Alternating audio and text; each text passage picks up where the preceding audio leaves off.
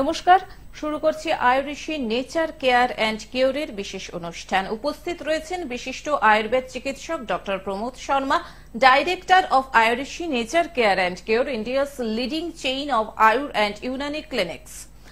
আয়ুর্বেদিক চিকিৎসা পদ্ধতিতে রোগীকে যে ধরনের ওষুধ দেওয়া হয় সেই সমস্ত ওষুধ থেকে যে রোগটা মুক্ত হয় তা নয়, রোগীর দেহ কিন্তু পরিশোধিত হয়ে যায়, অর্থাৎ রোগী একটি সুস্থ সতেজ শরীরেরও কিন্তু অধিকারী হয়ে ওঠে।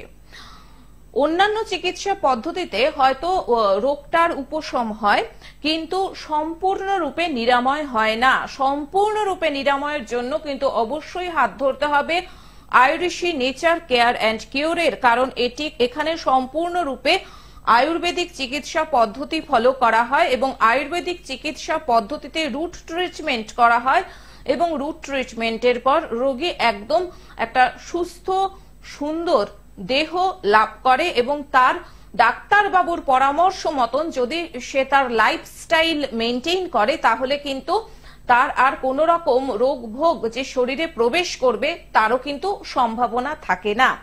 আপনারা জানেন যে এই সময় ডাক্তারবাবু আপনাদের মুখোমুখি হন লাইভ ফোন ইন অনুষ্ঠানে, নানান রকম রোগ ভোগ নিয়ে ডাক্তারবাবু আলাপ আলোচনা করেন এবং আমাদের গ্লোব টিভি চ্যানেলে শুধুমাত্র যে 6:25 এই সময় ডাক্তারবাবুকে আপনারা পাচ্ছেন তা নয়, আপনাদের একান্ত অনুরোধে আমরা ডাক্তারবাবুকে অনুরোধ করেছি বিভিন্ন সময় যাতে উনি এই আয়ুর্ঋষি নেচার কেয়ার অ্যান্ড কিওরের অনুষ্ঠান করেন এবং সেই কথা মতো আপনারা জানেন গতদিনও আমি বলে দিয়েছিলাম কোন কোন সময় এই অনুষ্ঠান আপনারা দেখতে পাবেন, কোন কোন সময় আপনারা আবার আপনাদের প্রিয় ডাক্তারবাবুকে কাছে পাবেন।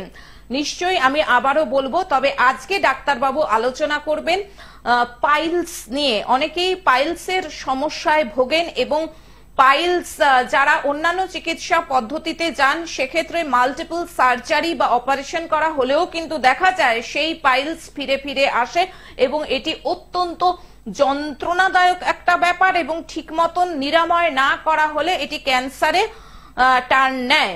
আর আজকে আপনারা যারা ডক্টর প্রমোদ শর্মার সঙ্গে সরাসরি কথা বলতে চান লাইভ ফোন ইন অনুষ্ঠানে তারা চলে আসুন আমাদের দুটো ফোন নাম্বারে ফোন করে 0332571255 এবং 0334008143 আসুন আরো আরেকবার স্বাগত জানাই আমাদের অত্যন্ত প্রিয় ডাক্তারবাবু বিশিষ্ট আয়ুর্বেদ চিকিৎসক ডক্টর প্রমোদ শর্মাকে। স্বাগত ডাক্তারবাবু আরো আরেকবার এই অনুষ্ঠানে।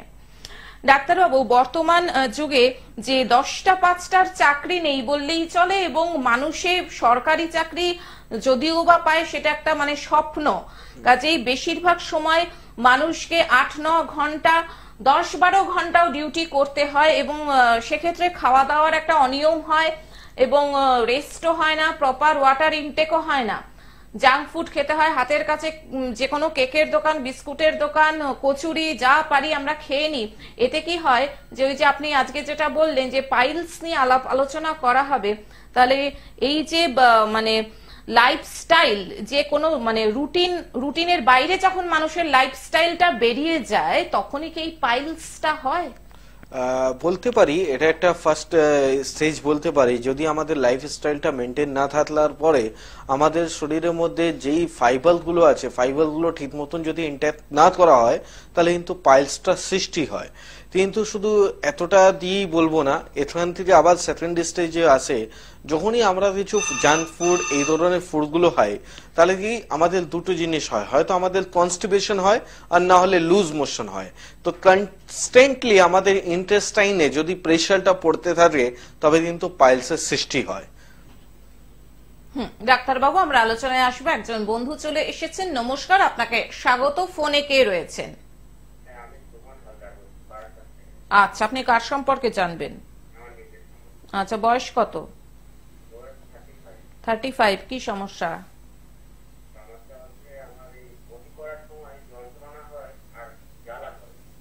আচ্ছা, কতদিন ধরে হচ্ছে এটা আপনার?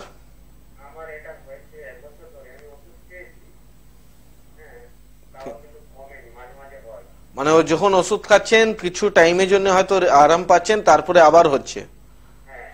কোন পায়খানা রাস্তা কোন গ্যাস মতন কোন জিনিস বেরিয়ে আছে, কোন ফুসকুড়ি জাতীয় জিনিস?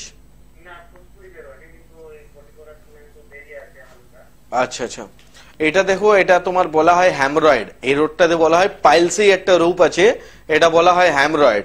তো যাই তো এটা খুবই মানে আর্লি স্টেজে আছে, যদি এখন দিয়ে তুমি ট্রিটমেন্টটা করে নাও খুব জলদি এটা ভালো হয়ে যাবে। বেশি দিন বলবো না, মাত্র যদি 14 দিন ট্রিটমেন্টে থাকবে এর মধ্যে তোমার রেজাল্ট পেয়ে যাবে। আর একটা জিনিস খাওয়া বারণ বলবো, আদা, যেই সব জিনিসে আদা দেওয়া আছে আদা হাওয়া শুধু টোটালি বাদ দিয়ে দাও, আর কিছু বলতে হবে না। এর মধ্যে যে ট্রিটমেন্টটা আমি দেব, যেহেতু আপনার বাড়ি হচ্ছে বারাসাতেই আমাদের চেম্বার আছে হেলাবলতলা মোড়ে, তো হেলাবলতলায় যদি আসতে পারেন সামনের সোমবারই আমি থাকবো। একবার আমাকে দেখিয়ে দাও, জায়গাটা আমাকে দেখতে হবে, ওই জিনিসটা দেখে যদি ট্রিটমেন্ট করতে স্টার্ট করে নাও মাত্র 14 দিনের মধ্যে তুমি আরাম পেয়ে যাবে। কেমন? বেশ, ফোন করার জন্য ধন্যবাদ। যারা মনে করছেন ডক্টর প্রমোদ শর্মাকে দেখাবেন, চেম্বারে আসবেন, সেক্ষেত্রে ফোন করে নিন বুকিং নাম্বার অর্থাৎ হেল্পলাইন নাম্বারে। দেখুন দুটো মোবাইল ফোন নাম্বার স্ক্রলে যাচ্ছে, 9903595252 এবং 9903795252।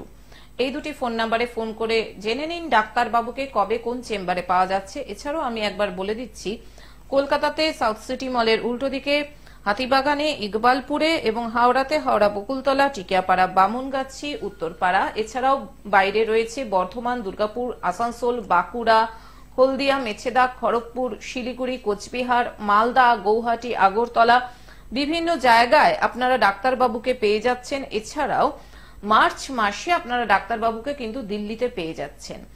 আর যেহেতু এটা সবসময় বলা হয় যে এটি একটি report based time bound treatment, অর্থাৎ আপনি আপনার রোগ নিয়ে যখন আসবেন ডাক্তারবাবুকে দেখাতে আপনি সমস্ত রিপোর্ট সঙ্গে নিয়ে আসবেন এবং এখানে ডাক্তারবাবু আপনাকে যেভাবে ট্রিটমেন্ট দেবেন সেই ট্রিটমেন্ট হয়ে যাওয়ার পরে যখন তিনি আবার আপনাকে রিপোর্ট করতে বলবেন তখন আপনি নিজে থেকেই কিন্তু বুঝতে পারবেন, সচক্ষে দেখতে পাবেন যে রিপোর্টের কতখানি তফাৎ হয়েছে।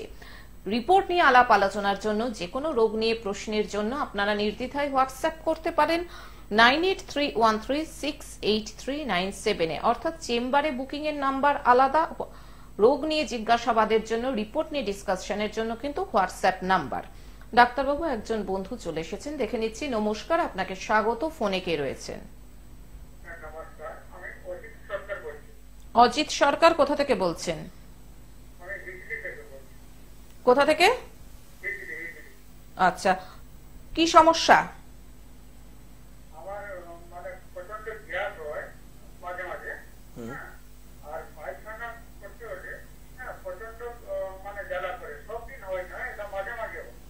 আচ্ছা, বয়স কত? আচ্ছা, 36। আপনার কিন্তু পায়খানা ওই রাস্তার মধ্যে কোনো গ্যাস বা কোনো ফুসফুড়ি জাতীয় জিনিস নেই তো? আচ্ছা, আপনি একটা জিনিসটা আপনাকে আমি বলবো, আপনি পায়খানাটা কি আপনার কনস্টিপেশন, স্টুলটা কি খুব শক্ত হয় আপনার? মাঝে মাঝে একটু হয়। আর একটা জিনিস আরো বলবো, মাঝে মাঝে কি আপনি মানে কোনো দুপুরে লাঞ্চ বা রাত্রে ডিনার কোনো স্কিপ করে দিচ্ছেন?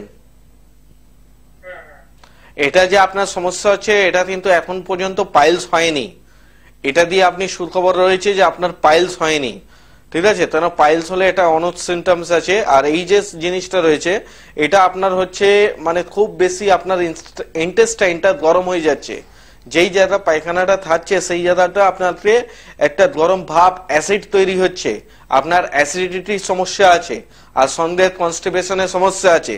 যেই তো আপনি মাঝে মাঝে একটু দুপুরে লাঞ্চ আর ডিনার স্কিপ করে দিচ্ছেন তাহলে দেখবেন জাস্ট 2 দিন পরই আপনার সমস্যাগুলো স্টার্ট হচ্ছে।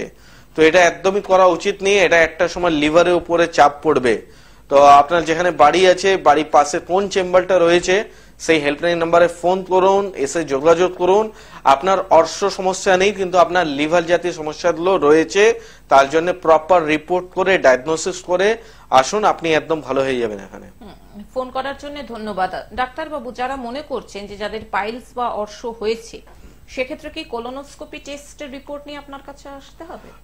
না, এখানে একটা প্রশ্ন আছে। দেখুন, অনেকবার কি হয় অ্যানাল হ্যামরয়েড, যখনই আমাদের রেকটামের উপরে খুব বড় একটা হ্যামরয়েড থাকে, খুব বড় একটা ফুসফুড়ি থাকে, ওখানে কিন্তু দেখা গেল যে কোনো কোনো পেশেন্টের কোলোনোস্কোপি করতে গেলে আরো সমস্যাটা বেড়ে গেল। তো আমি আপনাকে বলবো যদি এরকম কোনো সমস্যা হয় একদম কলোনোস্কপি করবেন না, আগে আমার কাছে আসবেন, যদি আমি রেফার করি তবেই আপনি কলোনোস্কপি করবেন, ঠিক আছে? নাহলে এটা দেখবেন কিছু কিছু ক্ষেত্রে আজকে এই যে পেশেন্ট ফোন করলো এনার এখন অর্শ নেই, এবার উনি ভাবলেন যে আমারও এটা অর্শধাত, আমি কলোনোস্কপি করে নিই, তো চাই তো ওই পাইপগুলো ইনট্যাক্ট করে ভিতরে, তাহলে অনেকবার কোন একটা ঘা সৃষ্টি হয়ে যায়, অনেকবার একটা আলসার জাতীয় জিনিস হয়ে যাবে। তো কলোনোস্কপি সব পেশেন্টের ক্ষেত্রে দরকার পড়ে না, হ্যাঁ কোনো কোনো পেশেন্টে খুব দরকার পড়ে, সেখানে আমরা যখনই অ্যাডভাইস দেব তবেই আপনি করবেন, আর না হলে শুধুমাত্র লিভার ফাংশন টেস্ট, স্টুল পরীক্ষা, এই ধরনের পরীক্ষা করেই আপনার ট্রিটমেন্টটা আমরা স্টার্ট করে দিই। হ্যাঁ ডাক্তারবাবু, আপনি একটু আগে ওনাকে বললেন বা এর আগেও আপনি বলেছেন যাদের এই পাইলস বা অর্শ রয়েছে আদাটা খাওয়া একেবারে উচিত না, তাহলে আপনি ইন জেনারেল একটু বলে দিন যে খাওয়া দাওয়া কিরকম করা উচিত যাদের এই ধরনের পাইলস একবার হয়ে গেছে বা হতে পারে? দেখুন, সব থেকে প্রথম ওনাকে একটা জিনিস মনে রাখতে হবে যে পায়খানা আমার সবসময় পরিষ্কার, মানে সেমি সফট মতন হতে হবে। খুব পাতলা যাদের পায়খানা হয় তাদেরও কিন্তু সমস্যা হয়, মানে যাদের দেখবেন লুজ মোশন কন্টিনিউয়াসলি দুদিন ছাড়া ছাড়া লুজ মোশন, আমাশা পায়খানা, এরকম কিছু প্রবলেম হয়, তাদেরও কিন্তু পাইলস হয়। আর যাদের খুব কষ্টকাঠিন্য এই ধরনের সমস্যা হয় তাদেরও কিন্তু পাইলস হয়। তো পায়খানাটাতে কিভাবে আপনি সেমি সফট রাখবেন সেই জায়গাটা আপনাকে ট্রিটমেন্টে আসতে হবে। যদি আইবিএস এর প্রবলেম আছে তার ওই আইবিএস এর ট্রিটমেন্ট করতে হবে, বা যদি ক্রনিক কনস্টিপেশনের প্রবলেম আছে তাহলে ক্রনিক কনস্টিপেশনে আপনার ট্রিটমেন্ট করতে হবে প্রথম। তারপরে হচ্ছে মানুষের বেশিরভাগ এই প্রশ্ন থাকে যে আমার অর্শ হয়েছে তাহলে কি আমি কোনোদিনে অ্যানিমাল ফুড নন ভেজ জাতীয় জিনিস খেতে পারবো না, খাসি মাংস বা মটন আমি কি খেতে পারবো না? আমি বলি না, একদম খেতে পারবেন, কিন্তু ওখানে নিয়ম আছে, কি হিসাবে আপনাকে খেতে হবে, কি কোয়ান্টিটি হিসাবে আপনাকে নিতে হবে। তারপরে হচ্ছে যেই সব দেখুন অর্শ হয়ে গেলে শুধু যা মাংস খাওয়া বাদ দিয়ে দিলেন, কিন্তু আপনি কি করলেন, আদাটা অতিরিক্ত হয়ে যাচ্ছেন, গুঁড়ো লঙ্কাটা অতিরিক্ত, এটা আপনার পেটের মধ্যে একটা আগুন তৈরি করে। তো এই যে আগুনটা তৈরি করে এটা কিন্তু সমস্যাটা আরো বেড়ে যায়। তো আমি সবসময় পেশেন্টকে বলি যে আপনি ডিম খান, খান কোনো অসুবিধা নেই, আপনি চিকেন খাচ্ছেন, খান কোনো অসুবিধা নেই, কিন্তু যদি আপনি আদা দিয়ে চা খাবেন ওখানে সমস্যা আছে, কেন আদাটা ওই জ্বলন ভাবটা নিয়ে আসবে। তো আদা খাওয়া, গুঁড়ো লঙ্কা খাওয়া, এই দুটো হচ্ছে অর্শ পেশেন্টে একদম বিষ।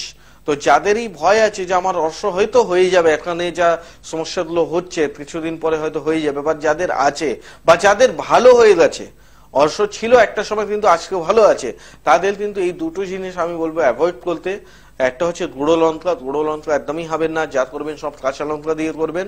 আর সেকেন্ড জিনিস হচ্ছে আদা, কেন অর্শ একটা এরকমই রোগ যেরকম আমরা সর্দি কাশি জ্বরের উপরে শুনি যে একটা পুরো পেশেন্ট ভালো হয়ে গেছে কিন্তু আবার হয়তো সিজন চেঞ্জ হলো, কিছু ঠান্ডা লেগে গেল, আবার সর্দি কাশি জ্বর হয়ে গেল। ঠিক অর্শ এরকমই, আপনার ভালো হয়ে যাওয়ার পরও এটা ব্যাক আসে।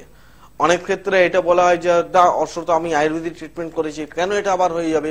তো এটা তো আপনার লাইফ স্টাইলের রোগ, যদি আপনার লাইফ স্টাইল আবার ভুলভাল করেন তাহলে কি আবার হবে না?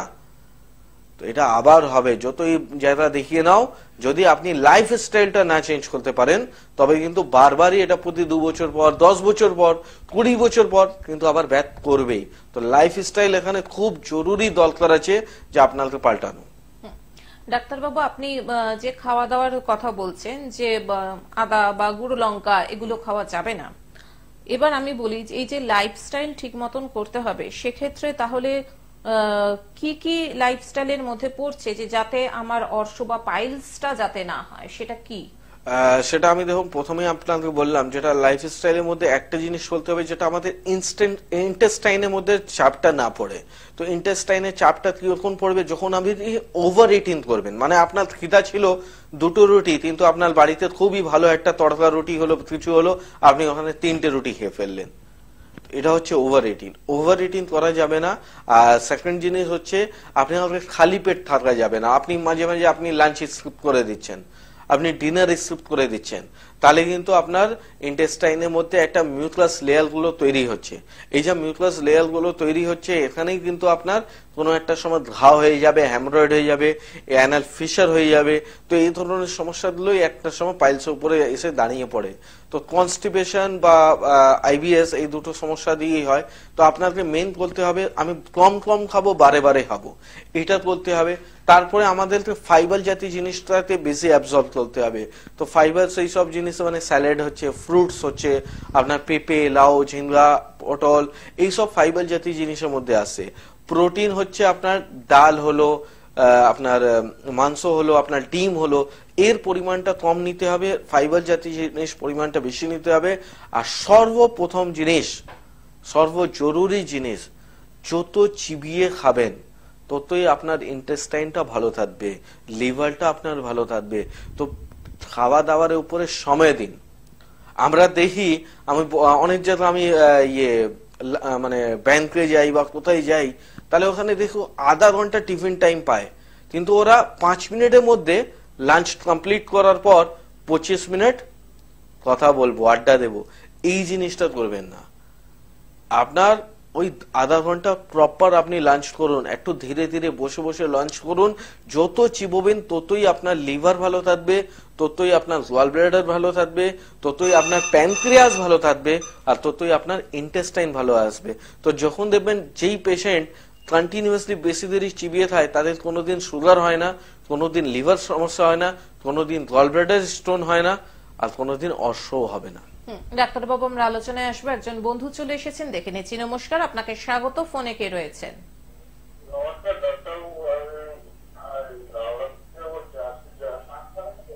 আপনি একটু পরিষ্কার করে বলুন, কথা খুব জড়িয়ে যাচ্ছে। হ্যাঁ বলুন, আপনি কোথা থেকে? হ্যাঁ বলুন বলুন। হ্যাঁ শুনতে পাচ্ছি, বলুন। আপনি কার সম্পর্কে জানবেন আগে বলুন। তারা আমার সম্পর্কে জানবো। আচ্ছা, আপনি হাওড়া থেকে বলছেন? কি নাম আপনার? আমার নাম আশিস দাস। আচ্ছা বলুন, বয়স কত আপনার? বয়স 43। কি সমস্যা? সমস্যা বলতে আমি শুয়ে থাকলে কিছুক্ষণ আমার মানে শীতটা মাজা প্রচন্ড পরিমাণে যন্ত্রণা হয়। মনে করুন যে হয়তো 6 ঘন্টা 5 ঘন্টা যাওয়ার কাজে শুরু রয়েছি, সবার পরে প্রচন্ড পরিমাণে মাজা যন্ত্রণা করে, শীতটা যন্ত্রণা করে। আচ্ছা, আপনি বলতে পারছি না, বলছি ডাক্তারবাবু, একটু পরামর্শ। নিশ্চয়ই নিশ্চয়ই, বলছি আপনি এর আগে দেখেছেন ডাক্তারবাবুর অনুষ্ঠান? হ্যাঁ দেখেছি, ভালো লাগে বলেই ফোন করেছি। ধন্যবাদ আপনাকে, আপনি শুনতে থাকুন। দেখুন, আপনার এই যে শিরদাঁড়ার সমস্যাটা, আর আপনি বলছেন আপনি যখন রেস্টে থাকেন বা বসে থাকেন সেই সময় সমস্যাটা বেশি হয়। আপনাকে এখানে আমি না দেখি আপনাকে বলতে পারি আপনার কোনো একটা শিরদাঁড়ার মধ্যে চোট রয়েছে। এটা ছোটবেলা চোট হোক বা এখনকার চোট হোক বা যেমনি হোক, আপনি পড়ে গেছেন বা কোনো একটা জিনিসটা আঘাত লেগেছে, হয়তো দুম করে কোনো একটা জিনিস তুলেছেন, তারপরে এই সমস্যাগুলো রয়েছে, তাই তো? এটা আপনার মনে আছে?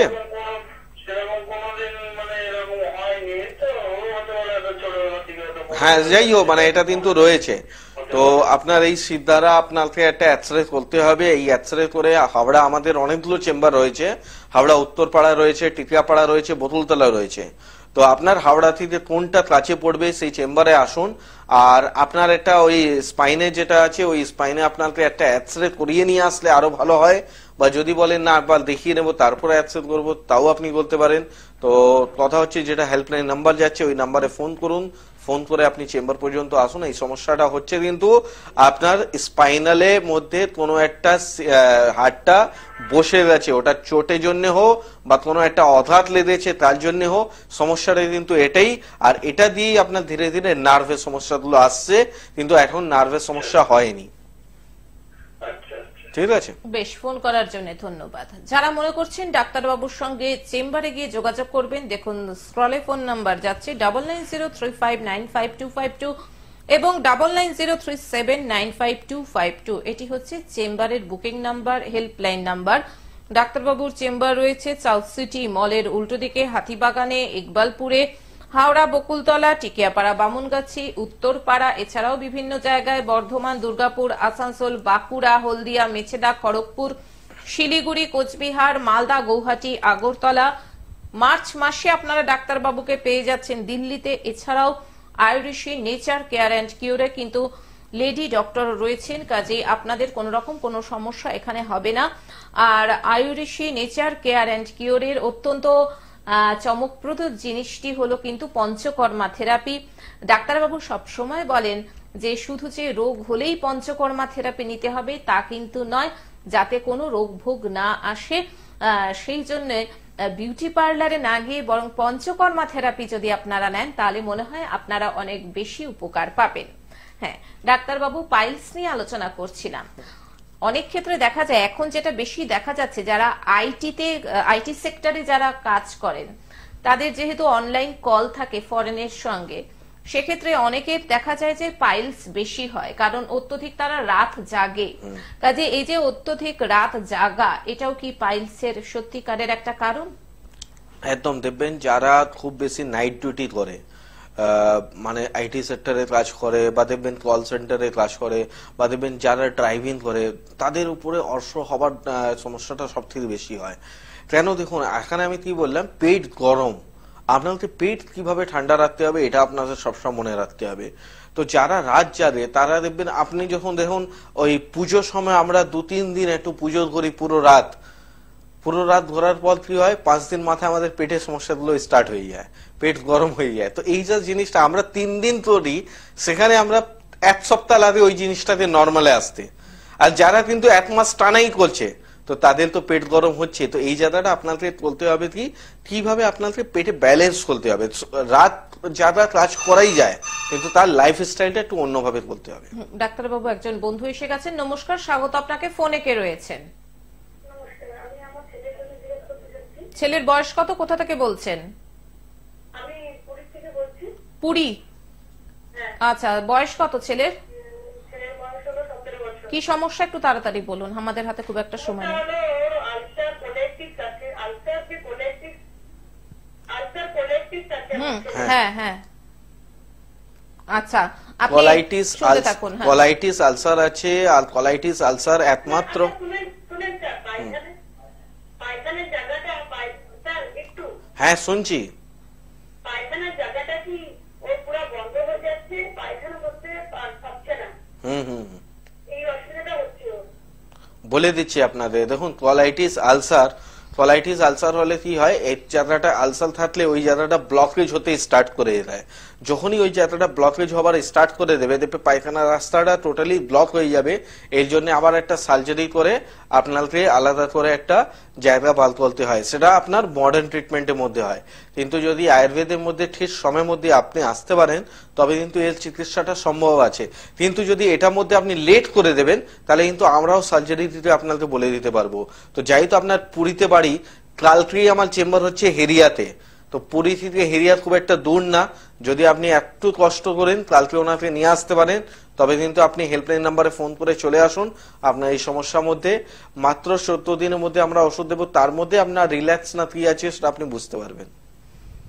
বেশ, ফোন করার জন্য ধন্যবাদ ডাক্তারবাবু। হাতে একদমই সময় নেই। অসংখ্য ধন্যবাদ জানাই আপনাকে, ধন্যবাদ জানাই সকল দর্শক শ্রোতা বন্ধুকে। আমি আরো আরেকবার চেম্বারের বুকিং নাম্বার বলে দিচ্ছি, 9903595252 এবং 9903795252। এই দুটি ফোন নাম্বারে ফোন করে বিশদে জেনে নিন ডাক্তারবাবুকে কবে কোথায় পাওয়া যাচ্ছে। আজকের মতন অনুষ্ঠান থেকে বিদায় নিচ্ছি, চলে আসবো আবার আগামী পর্বে। আসছি, নমস্কার।